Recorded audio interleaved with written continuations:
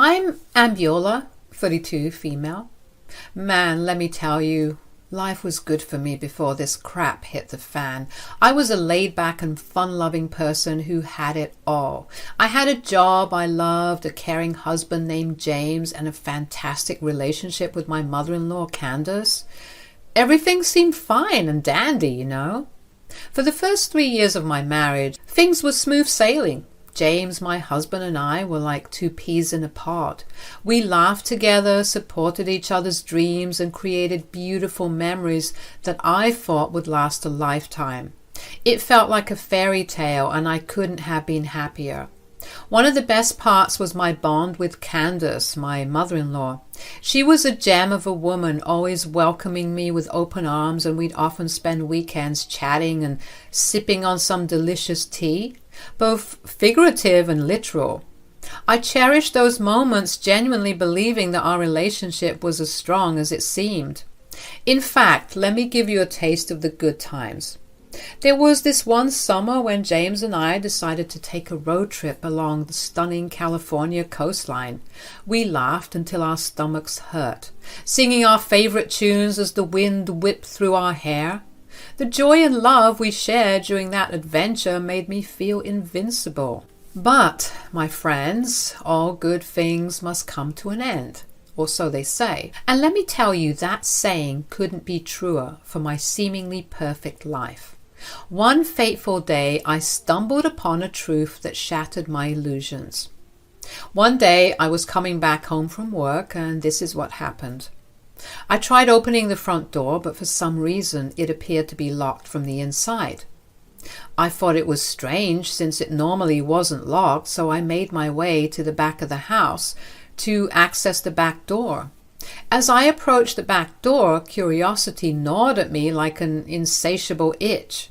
Something was off, and I couldn't ignore it. My steps slowed as I caught snippets of conversation drifting from inside the house.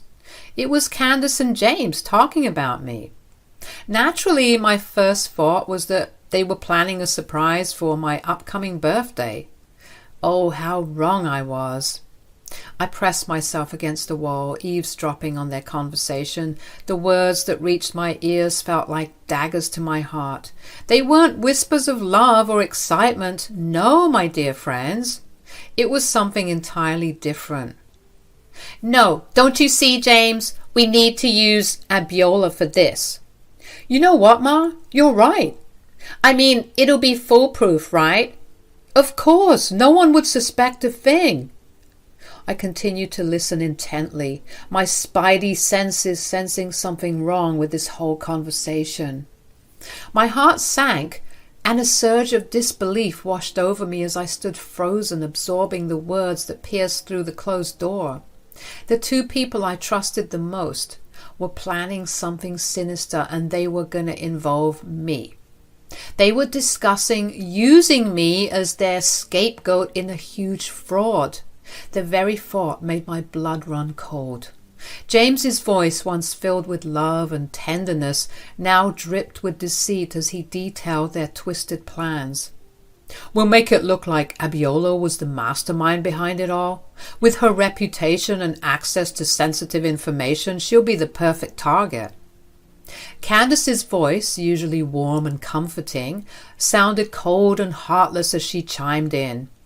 Yes, we can manipulate the evidence to make it appear as if Abiola was involved from the beginning. Once the authorities catch wind of it, they won't hesitate to believe she's guilty. I was stunned, my mind reeling from the revelation. How could they do this to me? What had I done to deserve being entangled in their web of deceit? Questions flooded my thoughts, but the answers remained elusive. Anger surged within me, mingling with the hurt.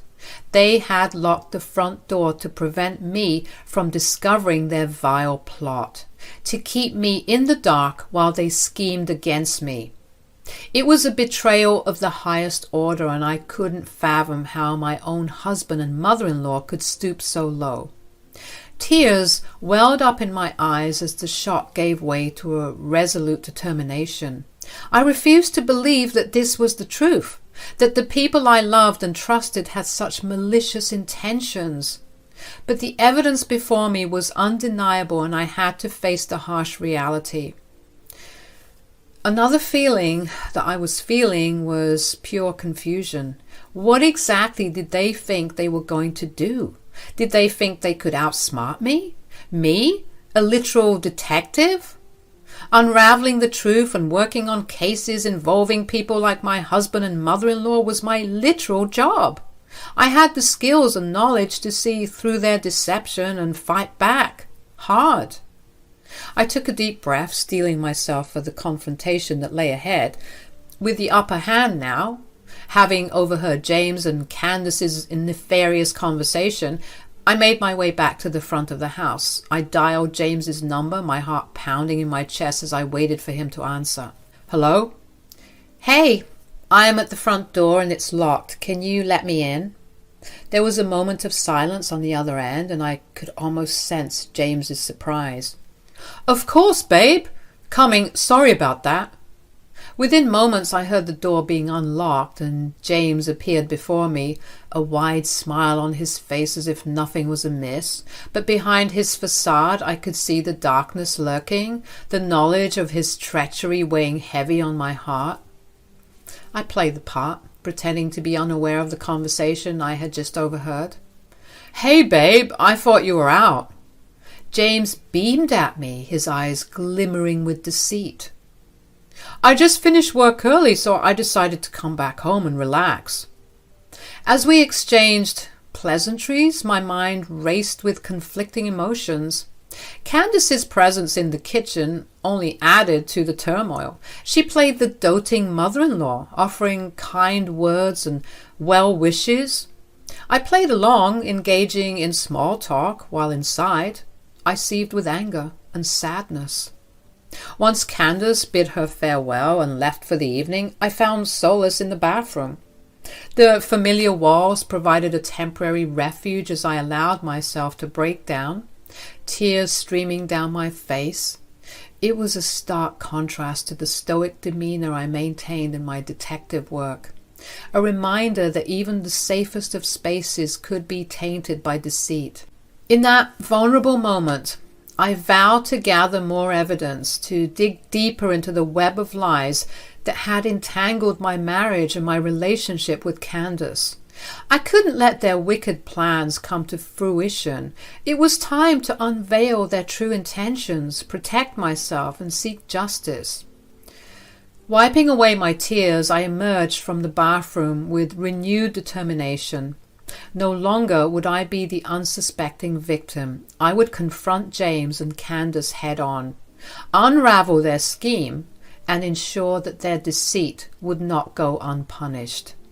I threw myself into my work as a detective, using my skills to gather more evidence against James and Candace.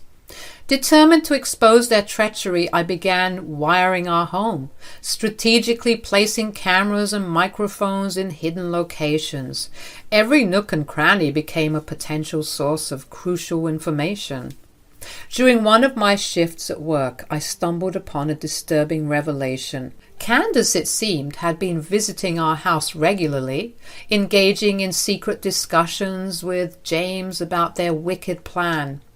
It became clear that James was intentionally skipping work, using his time to conspire with his mother against me. As I dug deeper into the details, the puzzle pieces started to come together.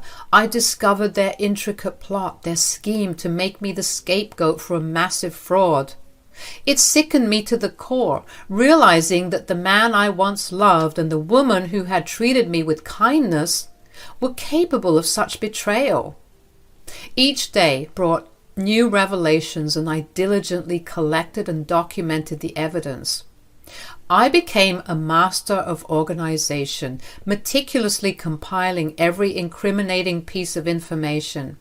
My determination only grew stronger with each discovery, fueling my desire to expose their deceit and protect myself from their malicious intentions. The wires and cameras became my allies, capturing every interaction, every whisper that unfolded between James and Candace. Their conversations revealed their true colors, showcasing the depth of their malevolence. With each recording, I added another layer of evidence to the growing pile, building a case that would shatter their facade and bring their dark plans to light. Late nights were spent poring over the footage, transcribing conversations and connecting the dots. I couldn't rest until I had gathered enough proof to expose their true intentions and clear my name. The weight of the situation pushed me to my limits, but I remained resolute, fueled by the desire for justice. The days turned into weeks, and my compilation of evidence grew. Every detail, every hint of their malicious intent was carefully preserved. I knew that soon the time would come to confront them, to lay bare the truth they had tried so hard to conceal. But I wanted them to suffer. This wasn't just any other case to me. This was personal. I arrived home after another long day at work, hoping to find some solace amidst the chaos that had infiltrated my once happy life. As I stepped through the front door, I noticed Candace and James huddled together on the couch, their voices hushed and their demeanor seemingly secretive. Suppressing my irritation, I decided to play it cool and approached them with a nonchalant smile. "Hey, what's going on?" I asked, feigning innocence, though deep down I knew their conversation likely revolved around me. Candace and James exchanged a quick glance, their faces displaying a hint of guilt. James quickly responded, "Oh, we were just discussing some business investments, nothing too exciting." I nodded, playing along with their lie, even though my gut told me otherwise. I took a seat beside them and, as if on cue, their conversation abruptly halted. It was clear they didn't want to discuss their true intentions in my presence. Feeling a touch of pettiness, I decided to push their discomfort further. I leaned back, smirking slightly, and said, "You know, it's funny how good I am at my job. I always manage to catch the bad guy, no matter how well they try to hide." James shifted uncomfortably in his seat while Candace attempted to maintain her composure. Their discomfort only fueled my determination to expose their deceit. "Yeah, I've seen firsthand what happens to those who cross my path. They end up in the worst parts of jail, regretting the day they thought they could outsmart me." Huh. Silence hung in the air, the tension growing palpable. I could see the unease in their eyes, their guilt, trying to find a way to hide. It was a small victory, a way for me to assert myself and let them know that I was onto them. In that moment, I felt a flicker of empowerment, a glimmer of strength. The evidence I had carefully collected loomed large in my mind, reminding me that I held the key to exposing their true nature. They may have tried to deceive me, but they underestimated my resourcefulness and determination. As the awkward silence lingered, I knew I had struck a nerve. Their facade was crumbling, and the truth was inching closer to the surface. It was only a matter of time before their web of lies would unravel, and I would be the one standing tall, ready to confront them with the damning evidence I had amassed. But for now, I would bask in the discomfort I had stirred within them. They would never suspect that their victim had transformed into a formidable opponent, armed with knowledge and ready to bring their treachery to light. The game had shifted in my favor, and I was prepared to play it to the end. The weeks passed by, and my collection of evidence grew steadily. It was apparent that Candace and James were preparing to execute their malicious plan, their confidence soaring as they believed they had me trapped. Little did they know that their every move was being monitored, their words captured on hidden cameras and microphones. One evening, as I listened in through the surveillance feed, I couldn't help but burst into laughter. Their smugness and self-congratulatory remarks filled the room, oblivious to the fact that my team of trusted allies was waiting for the signal to strike. It was the perfect moment, the calm before the storm, and I reveled in the knowledge that the tables were about to turn. With a flicker of excitement and determination in my eyes, I relayed the cue to my team. Through a discreet communication device, I directed them to move in swiftly to break down the doors and confront Candace and James with the weight of their treachery. The sound of splintering wood filled the air as my team stormed into action. Candace's shrill screams and James's bewildered pleas for answers echoed through the house, a stark contrast to their previous confidence. They were forced to the ground, immobilized by the sudden turn of events. Candace, her face contorted with fear and tears streaming down her cheeks, could only cry out in disbelief. James, his voice trembling with confusion, demanded an explanation for this dramatic intrusion. One of the crew had held up a phone which I was connected to. "James, Candace, I can see you. Abiola, what the heck is going on?" "You can cut the innocence act now, James. I've been on to you from the very start." What do you mean?" I don't know what's worse, the fact that you did this to your own wife, or the fact that you thought that I wouldn't be the one to catch you. I'm a detective, for Christ's sake." "Abiola, oh God, Abiola, please forgive us, we're so sorry." "Shut up, Mom." "You thought you could use me as your scapegoat, that I would be a pawn in your twisted game? But you underestimated my strength, my resilience. I'm not the victim you believe me to be." As the truth of their intentions unfolded before them, their faces twisted with a mix of guilt and fear. The walls they had so meticulously built to deceive me were crumbling, and they were left to face the consequences of their deceit. With James and Candace apprehended and escorted to the police station, their once confident demeanor had crumbled, replaced by the reality of their actions. Handcuffed and disheveled, they were mere shadows of the individuals who had plotted to bring me down. As we stood face to face in the cold, sterile environment of the police station, I couldn't help but feel a mix of emotions.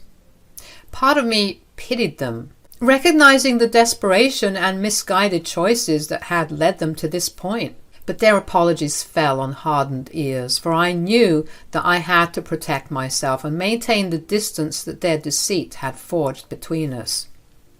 "You thought you could destroy my life with your fraudulent schemes, but I refused to sacrifice my hard-earned reputation for the likes of you."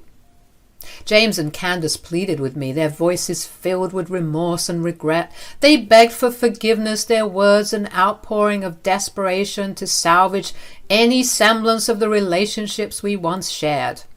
But their pleas fell on deaf ears, for the trust they had shattered could never be fully repaired. The officers stood nearby, their watchful eyes ensuring the safety and order of the situation.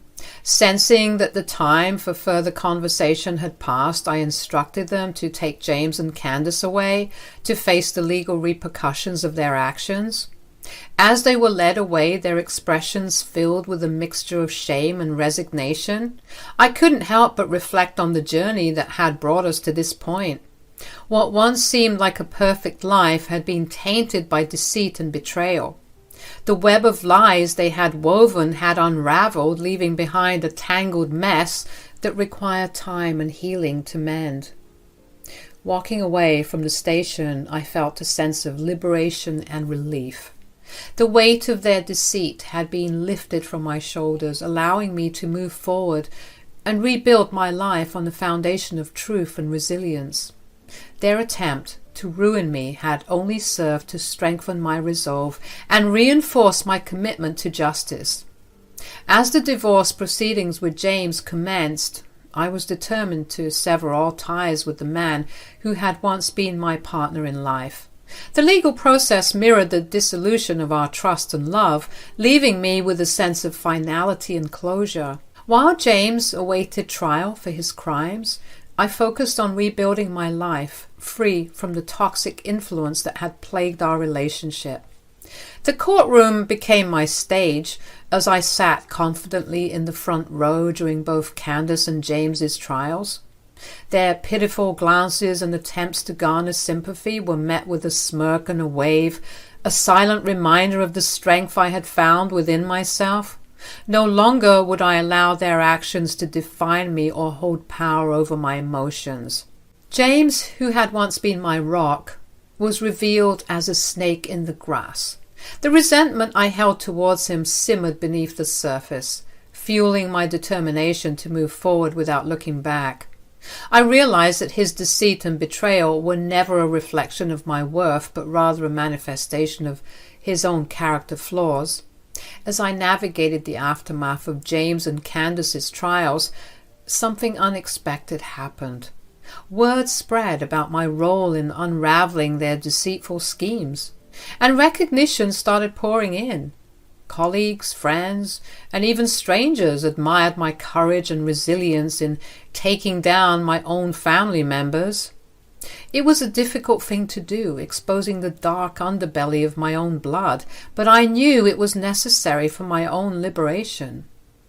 The local news caught wind of the sensational story, and I found myself being interviewed about the ordeal. Reporters praised my bravery and determination, emphasizing the significance of bringing justice to those who had deceived me. It was humbling to receive such recognition, knowing that my actions had resonated with others who had faced similar betrayals. My superiors at work took notice as well. They saw in me not just a detective, but a symbol of strength and integrity.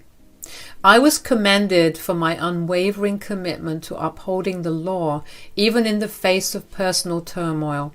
The promotion that followed was not just a reward for my professional capabilities, but also a validation of my character and resilience. Meanwhile, behind the bars of their prison cells, James and Candace faced the grim reality of their future.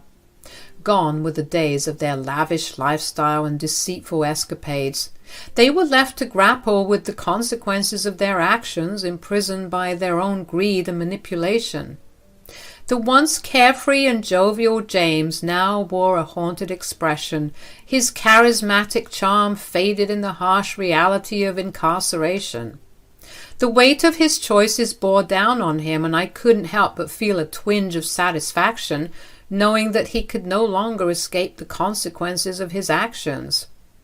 Candace, who had once exuded an air of grace and superiority, now found herself stripped of her illusions of power. Behind bars, she faced the stark truth that money and influence could not shield her from the repercussions of her crimes. I imagined her nights filled with restless sleep, haunted by the choices that had led her to this point. Their future in prison loomed ahead, a stark contrast to the lives they had once led. While they faced the monotony and harsh realities of life behind bars, I found solace in the fact that justice had been served. Their punishment served as a reminder to them and others that no one is above the law. As I reflected on the journey I had undertaken, I couldn't help but acknowledge the personal growth and strength that had emerged from the chaos. Taking down my own family members was not an easy task, but it had unleashed a resilience within me that I hadn't known existed. I had triumphed over the darkness that had threatened to consume me, emerging from the shadows with my head held high. The recognition I received was not just a pat on the back. It was a testament to my ability to confront difficult truths and rise above them. I had transformed from a victim to a victor. And in doing so, I had discovered a strength that would guide me on my journey to a brighter future.